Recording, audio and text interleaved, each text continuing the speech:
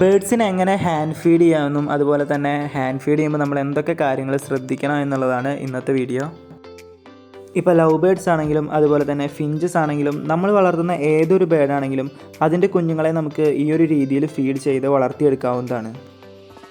ഇതിവിടെ ഉണ്ടായിട്ടുള്ള ഒരു ലവ് ബേഡ്സിൻ്റെ കുട്ടിയാണ്. അതുപോലെ തന്നെ ഇതിൻ്റെ കൂടെയുള്ള ഒരു 3 പേരും സ്വന്തമായിട്ട് ഫീഡ് എടുക്കാൻ വേണ്ടി സ്റ്റാർട്ട് ചെയ്തിട്ടുണ്ട്. പക്ഷേ ഇത് മാത്രം ഏറ്റവും ചെറുതായതുകൊണ്ട് സ്വന്തമായിട്ട് ഫീഡ് ചെയ്യാനുള്ള ഒരു പ്രായത്തിലെത്തിയിട്ടില്ല. അപ്പോൾ നമുക്ക് ഇതിനെങ്ങനെയാണ് ഫീഡ് ചെയ്യുന്നതെന്ന് നമുക്ക് നോക്കാം.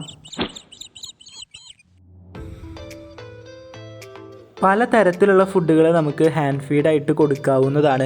കൂടുതൽ പേരും സിർലാക്കാണ് കൊടുക്കുന്നത്. ഇപ്പോൾ ഞാനിവിടെ സിർലാക്ക് കൊടുക്കുന്നുണ്ട്. അതുപോലെ തന്നെ ചെറുപയർ, കടല ഇതൊക്കെ വെള്ളത്തിലിട്ട് കുതിർത്തതിന് ശേഷം പൊടിപ്പിച്ച് കൊടുക്കുന്നുണ്ട്. കടലയും ചെറുപയറൊക്കെ കൊടുക്കുന്നതിന് വേണ്ടിയിട്ട് ആദ്യം കടല അല്ലെങ്കിൽ ചെറുപയർ എടുത്തിട്ട് നല്ല രീതിയിൽ വെള്ളത്തിലിട്ട് കുതിർത്തി വയ്ക്കുക.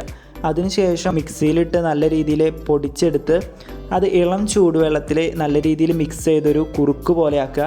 എന്നിട്ട് നമുക്ക് സിറിഞ്ചിൽ കൊടുക്കാം, ഇല്ലെങ്കിൽ ഹാൻഡ് ഫീഡിങ്ങിനായിട്ട് സിറിഞ്ച് ഓൺലൈനിലൊക്കെ അവൈലബിൾ ആണ്, അതും യൂസ് ചെയ്ത് കൊടുക്കാവുന്നതാണ്.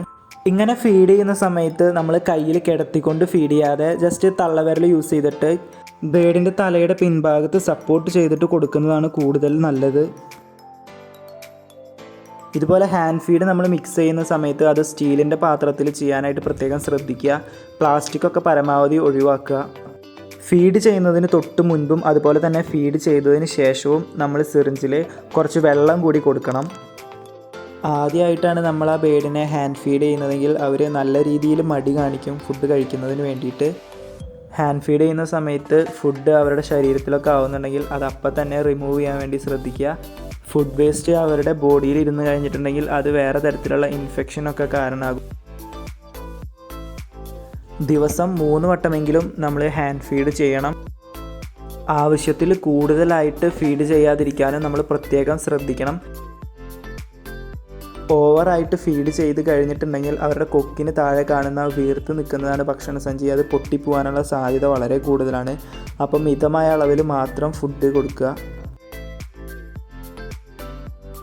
ഇങ്ങനെ ഹാൻഡ് ഫീഡ് ചെയ്യുന്നതിലൂടെ നമുക്ക് ആ ഒരു ബേഡിനെ ഈസി ആയിട്ട് ഇണക്കിയെടുക്കാനായിട്ട് പറ്റും.